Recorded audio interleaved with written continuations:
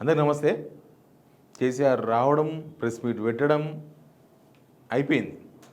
కానీ దాని వైబ్రేషన్స్ ప్రభుత్వాన్ని స్ట్రక్ చేసినాయి, ప్రభుత్వాన్ని ఆపేసినాయి. అట్లా నిజంగా ఆగకూడదు.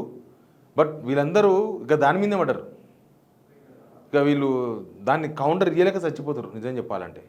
కానీ కేసీఆర్ ఒక ప్రెస్ మీట్కు వీళ్ళు ఒక 100 ప్రెస్ మీట్లు పెట్టినా కవర్ కాదు. దాన్ని కవర్ చేసేందుకు నానా తంటాలు పడుతుంది సర్కార్. అంటే అట్లా అసలు ఉత్తమ్ కుమార్ రెడ్డి సెంట్రల్ గవర్నమెంట్కు 45 టీఎంసీలు ఇవ్వండి అని అభ్యర్థించడమే ఒక పెద్ద దరిద్రమైన వ్యవహారం. నేను మీకు అది చూపిస్తా. లేక ఉత్తమ్ కుమార్ రెడ్డి సెంట్రల్ మినిస్టర్కి ఏం రాసిండో. అంటే ప్రభుత్వం దొరికిపోయింది సింపుల్గా. కేసీఆర్ చెప్పేదాకా ఆ విషయాలు ప్రభుత్వం చెప్పకపోవడం వాళ్ళ తప్పు. వాళ్ళు ముందే కనుక ఆ విషయాలను బయటకు చెప్పి ఉంటే కేసీఆర్ చెప్పే అవకాశం దొరికేది కాదు. కేసీఆర్ చెప్పినా అది పాత అంశం అయ్యేది, కొత్త అంశం కాదు. అసలు ఎందుకు ఇట్లా చేసిందో తెలియదు ప్రభుత్వం.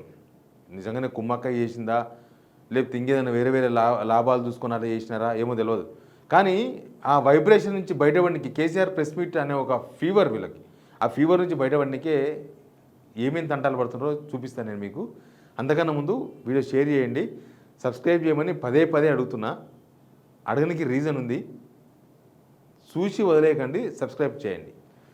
ఇక మాకు నిన్నే తెలుసు కదా, కేసీఆర్ ప్రెస్ మీట్ అయిపోగానే అన్ని పనులు వదిలేసుకొని రేవంత్ రెడ్డి చిచ్చాడు. అంటే ఏమర్థమైందంటే వీళ్ళు కేసీఆర్ ప్రెస్ మీట్ను మొత్తం క్షుణ్ణంగా చూసిర్రు 1:40 నిజానికి కేసీఆర్ ప్రెస్ మీట్ పెడతారని వీళ్ళు ఊహించలే. ఎందుకు ఊహించలే అంటే వచ్చిండు, మీటింగ్ పెట్టుకున్నాడు, పోతాడు, ఇక ఎప్పలాగానే ఉంటుంది, మళ్ళీ మనం మస్తు మాట్లాడచ్చు, ఏమైనా చేయొచ్చు, అవసరమైతే ఇంకా కేసీఆర్ మీదే చూసిర్రా ఏం మాట్లాడకుండా పోయిండని అనొచ్చు, ఇంకేదైనా ఉంటే చేయొచ్చు అట్లా అనుకున్నారు వీళ్ళు. కానీ ఆయన మాట్లాడిండు. ఆయన మామూలుగా మాట్లాడలే కదా, ఉతికి ఉతికి ఉతికి ఉతికి ఆరేసి పోయిండు. ఇప్పుడు రేవంత్ రెడ్డి మినిస్టర్స్ గవర్నమెంట్ మొత్తం నిన్న ఆల్మోస్ట్ ఒక 4-5 o'clock నుంచి కేసీఆర్ ప్రెస్ మీట్ కోసం చూసుకుంటున్నాడు. ఆయన కూడా కావాలని మెల్లగా లేట్ చేసుకుంటూ వచ్చిండు. యాక్చువల్గా 4-5 o'clock అఫీషియల్ ప్రెస్ మీట్. వాళ్ళు అఫీషియల్గా ప్రెస్ మీట్ ఉందని కూడా పెట్టలే, కేసీఆర్ ప్రెస్ మీట్ ఉందని మాట్లాడే అవకాశం ఉందని పెట్టింది అంతే.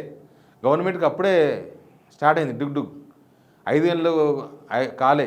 ఆయన మెల్లగా పెట్టాలనుకున్నాను, బహుశా 6 గంటలకు పెట్టిండు. 1:40 మాట్లాడి 7:40 వరకు ప్రెస్ మీటే అయ్యింది. మొత్తం మీడియా, రాజకీయ వర్గాలు, రాజకీయ నాయకులు, ముఖ్యంగా కాంగ్రెస్ వాళ్ళు, గవర్నమెంట్ మొత్తం స్ట్రక్ అయి చూసింది. మొత్తం చూసిన తర్వాత ఎంబడి చిచ్చాడని రేవంత్ రెడ్డి బయటకు వచ్చి చిచ్చాటని చేసుకున్నాడు. రాత్రి 9 గంటలకు చిచ్చాట అది. ఉత్తమ్ కుమార్ రెడ్డి ఒక పక్క ప్రెస్ మీటు. అంటే ఇరుక్కపోయిన వీళ్ళు ఎట్లా బయట పడాలని కూడా తెలియదు. రెడ్ హ్యాండెడ్గా లెటరే ఉన్నాక మీకు లెటర్ చూపిస్తా చూడండి ఒకసారి. ఇంకో ఉత్తమ్ కుమార్ రెడ్డి రాసిన లేఖ ఇది. ఎప్పుడు రాసిండు? 13/12/2025 ఇదే నెల 13 తారీఖు రాసిన లేఖ. Request to resolve outstanding issues of Telangana in Godavari and Krishna basins. ఇక్కడ రాసిన ఆయన Telangana has submitted DPR of Palamuru Rangareddy lift irrigation to CWC for clearance of the project based on the reallocation of 90 TMC of assured water, that is 45 TMC out of 90 TMC of planned utilization for the minor irrigation and allocation 45 TMC out of 80 TMC of Godavari diversion. ఏంది ఇదంటే మనకు నీళ్ళు వాళ్ళు పోలవరం తీసుకుపోతారు కదా, వాళ్ళు Krishna basin తీసుకుపోతారు కదా, అందుకని చెప్పి మనకు ఇక్కడ 90 TMC నీళ్ళు ఇవ్వాలి. దాన్ని 45కు తగ్గించి ఇవ్వండి అని అభ్యర్థిస్తున్నారు. ఇంకా కనీసం డిమాండ్ కూడా కాదు, సెంట్రల్ గవర్నమెంట్ను అభ్యర్థిస్తున్నాడు. యాక్చువల్గా ఏపీ గవర్నమెంట్ చెప్పుకోవాలి, ఇక మేము వాడుకుంటాము, మీకు 45 ఇస్తాము అని వాళ్ళు అభ్యర్థించాలి.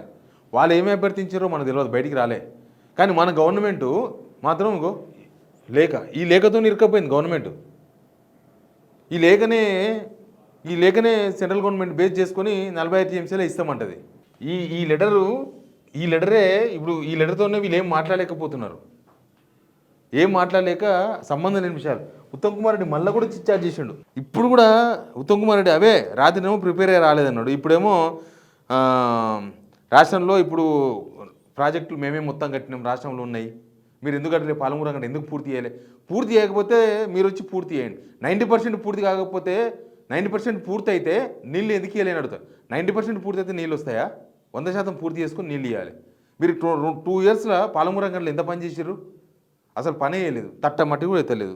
ఇట్లాంటివి మొత్తం అసలు ఇట్లాంటివన్నీ ఇరుక్కపోయి కేసీఆర్ అప్పులు చేసిండు, మేము అప్పులే కడుతున్నాం, సంబంధం లేదు. కాలికి మెడకు, మెడకు కాలికి ఎట్లా బయటపడాలని కూడా వీళ్ళకి అర్థమైతే లేదు. ఒక పక్క శ్రీధర్బాబు ప్రెస్ మీట్ పెట్టిండు, ఒక పక్క పొన్నం ప్రభాకర్ మాట్లాడిండు, ఇంకో పక్క జడ్చల్ ఎమ్మెల్యేతో మాట్లాడిచ్చారు.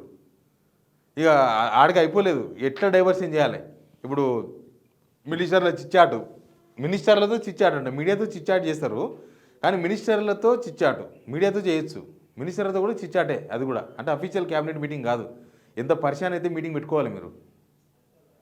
ఆ పరిశాన్ బయటికి కనబడొద్దు కదా, ఒకవేళ ఉన్నా కూడా బయటికి కనబడొద్దు. మీరు ఎందుకు అంత బ్లోఅవుట్ అవుతున్నారు అంటే ఈ లేఖ ద్వారా వాళ్ళు ఏం చేయలేని సిచ్యువేషన్. ఇప్పుడు సెంట్రల్ గవర్నమెంట్ రాసిన లేఖను వాపస్ తీసుకుంటారా వీళ్ళు? ఆ గవర్నమెంట్లో తప్పులు జరిగినాయి అబ్బా అనుకుందాం మనం, వీళ్ళు చెప్తారు కదా, మరి మీరు ఏం చేశారనేది లెక్క కదా. ఇక ఈ ఇంకొక కొత్త వార్తను తెర మీద తీసుకొచ్చారు. త్వరలో 5 గవర్నమెంట్ ప్రభుత్వ పథకాలు అమలు చేస్తాం. ఆల్రెడీ మేము 6 గ్యారెంటీలు అమలు చేసినాం, అయిపోయినాయనో మొన్న ఎలక్షన్స్ అప్పుడల్లా చెప్పిండ్రు. ఇప్పుడు త్వరలో కొత్త 5 పథకాలు ఏడున్నాయి, దుడ్లే లేవు, డైవర్షన్. అంటే కేసీఆర్ ప్రెస్ మీట్ను కొట్టాలంటే వీళ్ళతో అయితే లేదు, వీళ్ళు ఈ తంటాలంతా దానికోసమే అనేది క్లియర్గా అర్థమవుతుంది. ఇప్పుడు సాధ్యమయ్యే పనులు పెట్టుకోండి. 5 పథకాలు త్వరలో అమలు చేయడానికేనంట. అది ఓ లీక్ ఇచ్చి ఆ టీవీ ఛానల్లో బ్రేకింగ్ లేపించి పేపర్లో రాపించుకొని ఏమేస్తుంది దాంతోన. మళ్ళీ మీమడి పడతారు జనం, ఏమే 5 పథకాలు అంటే ఒక పథకం కూడా ఇవ్వకపోతే అని. ఆయననేమో ప్రెస్ మీట్ పెట్టిన ఆయన ప్రశాంతంగా ఉన్నాడు, ఆయన నవ్వుకుంటా మంచి బ్రహ్మాండంగా మాట్లాడాడు. వీళ్ళేమో టెన్షన్ పడుతున్నారు. యాక్చువల్గా వీళ్ళు ఆయన టెన్షన్ ఉండాలి, ఆయన ప్రతిపక్షంలో ఉన్నాడు, గవర్నమెంట్ మీద అంత ఆరోపణ చేసినప్పుడు ఆయన టెన్షన్లో పడాలి. వీళ్ళు నవ్వుతూ ఇట్లా కౌంటర్ ఇచ్చి పడేయాలి. వీళ్ళు పరిశాన్ అయిపోయింది, వీళ్ళు టెన్షన్ పడిపోయి మొత్తం హాలతంతా ఖరాబ్ అయిపోయింది. అసలు గవర్నమెంట్ యాక్టివిటీ అలా ఏం లేదు, జీరో. మంత్రుల యాక్టివిటీ జీరో. ఓ 4 మినిస్టర్లు మామనార్కి పంపించారు. ఎవరెవరు పోయినరు? వివేకు, జిల్లా మంత్రి లేడు, జూపల్లి లేడు, వాకిరి శ్రీహరి, పొన్నం ప్రభాకరు, అజారుద్దీన్ ఇక్కడి నుంచి హెలికాప్టర్ వేసుకుని పోయినరు. పోగానే అందరు పాలమూరు రంగారెడ్డి మీద ఏదో మాట్లాడనికనో లేకపోతే చూడనికనో పంపిస్తారు అనే వరకు ఆ ప్రోగ్రామ్ కట్ అయిపోయింది. వాళ్ళ దగ్గర నుంచి కట్ అయిపోయి అన్ని ప్రైవేట్ ప్రోగ్రాంలు. ఎన్ఎస్ శ్రీనివాసరెడ్డి ఏదో వాళ్ళ నాయన పేరు మీద ఏదో ట్రస్ట్ పెడితే ఓపెనింగు, వివేక్ వెంకటస్వామి వాళ్ళ నాయన పేరు మీద ఏదో మ్యాచ్లు ఓపెన్ చేస్తే ఆ మ్యాచ్ల ప్రోగ్రాంలు, ఇంకొక ప్రోగ్రామ్ పెట్టుకుని నట్టలు, గొర్రెలకు మేకలకు నట్టల మంది అంటే ఇక్కడ నుంచి 4 మినిస్టర్లు విత్ హెలికాప్టర్ పోయినారు. ఇక ఇట్లా లాస్ట్గా పాలమూరు రంగారెడ్డి డిఫెన్స్లో పడతాం. ఆయన నిన్ననే కేసీఆర్ మాట్లాడి ఇయ్యాలని పోయి పాలమూరు రంగారెడ్డి అంటే మనం బెదిరుకున్నాం, భయపడ్డమంటారని ఆ ప్రోగ్రామ్ కట్ అయిపోయింది వాళ్ళ దగ్గర నుంచి. ఇట్లా వీళ్ళ వ్యవహారం మొత్తం కూడా పరిశాన్లో పడ్డారని మాత్రం క్లియర్గా అర్థం. చాలా పరిశాన్లో పడ్డారు. ఎందుకు పరిశాన్లో పడ్డారు? ఇదే అవగాహన లేకుండా ఎవరు చెప్తే వాళ్ళ మాటలు వినడం, దానిలో ఎంతో ఇంత స్వయం లాభం ఏమైనా జరిగితే స్వామి కార్యం స్వకార్యం 2 చేసుకోవాలనే ప్రయత్నం. ఆయన ఒక్క ప్రెస్ మీట్కే ఇంత పరిచయం అయితే ఆయన రండి ఆయన వచ్చి మిమ్మల్ని ఇంకా ఇరికిస్తాడు. ఆయన వచ్చి ఇంకా మీ తప్పులు మొత్తం కడిగి లోపిరుస్తాడు. అప్పుడు ఏమవుతుంది? ఆయన మీకోసం రాడు, ఆయన కోసం ఆయన వస్తాడు. రాకపోతే జనాలు చూసుకుంటారు, అదే వేరే విషయం. కానీ ప్రభుత్వము ఎందుకు పరిశాన్ అవుతుంది, అసలు ఎన్ని తప్పులు చేసిండ్రు వీళ్ళు అనేది అర్థమైతే లేదు. వీళ్ళు ఎన్ని తప్పులు చేసిండ్రు ఈ గవర్నమెంట్.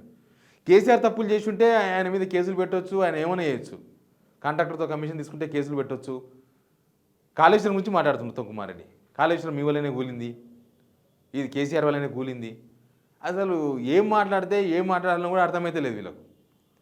ఇప్పుడు కేసీఆర్ చాలా నిర్దిష్టమైన ఆరోపణలు చేసిండు గవర్నమెంట్ పైన. అసలు గ్లోబల్ సిటీ మీద, గ్లోబల్ సమ్మిట్ మీద ఎంత పెద్ద ఆరోపణ చేసిండు కేసీఆర్.